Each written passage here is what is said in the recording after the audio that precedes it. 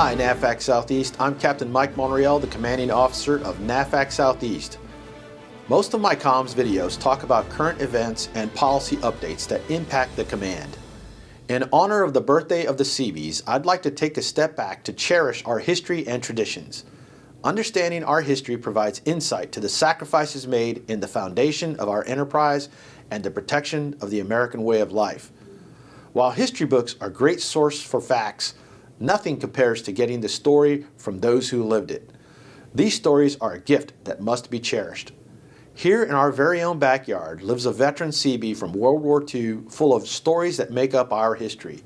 Here is the story of Machinist Mate 3rd Class John Thomas Coyle.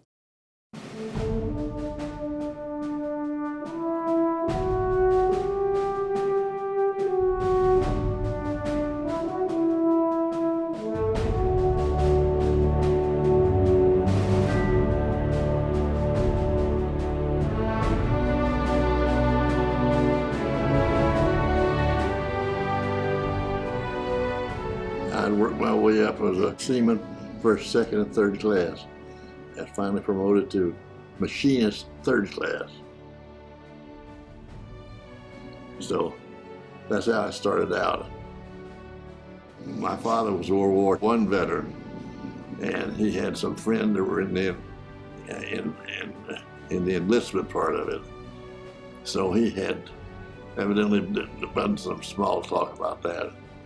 So when I was in line getting being inducted into the service, the officer in charge had stamps, Army, Navy, whatever, Marine Corps. And everybody ahead of me was all Army, Army, Army, Army. And when he got mine, he picked up the Navy bingo. And I was in the Navy. I was sent to Great Lakes the 1st of August, September. And 3 weeks later, I was put on a troop train from Great Lakes to Port Hueneme, California. Located in Ventura County, California, Port Hueneme was built as a temporary depot in the early days of World War II to train, stage, and supply the newly created Seabees.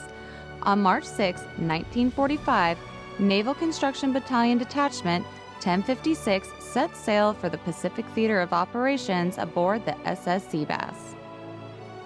We were subdivided down and we had 266 men, including 4 officers.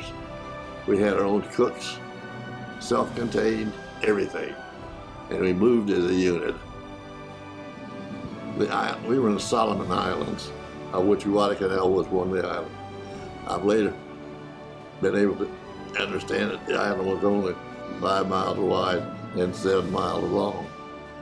The weather was hot all the time. And many a time you take a canteen of water and wet your bed in order to get to sleep. But you managed to get through with it. CBD 1056 arrived at Guadalcanal on April 2, 1945, where the unit performed stevedoring operations. Stevedores were waterfront manual laborers who loaded and unloaded cargo from ships or airplanes. We were actually a stevedore outfit. So when they get behind and unloading vessels, then we would be sent in to alleviate the problem and go from there. The atomic bombs that were dropped on Hiroshima and Nagasaki swiftly ended the war with Japan. At the end of the war, when they dropped the A-bomb, I was in Guadalcanal. We had no idea what an H-bomb was. We had no idea how destructive this bomb was. After Japan's surrender, the United States Navy faced the challenge of returning home the vast amount of sailors scattered across the Pacific area. A point system was developed to help demobilize the military. You got so many points for being married. You got so many points for children. So many points for being overseas. So many points in the service. And when you added them all up, you hit the magic number, then you were assigned to be discharged. It was just a matter of time.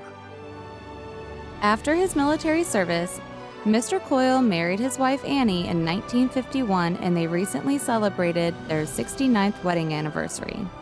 Together they built a family of 9 children, 15 grandchildren, and 9 great-grandchildren, instilling the Seabee can-do attitude for generations to come.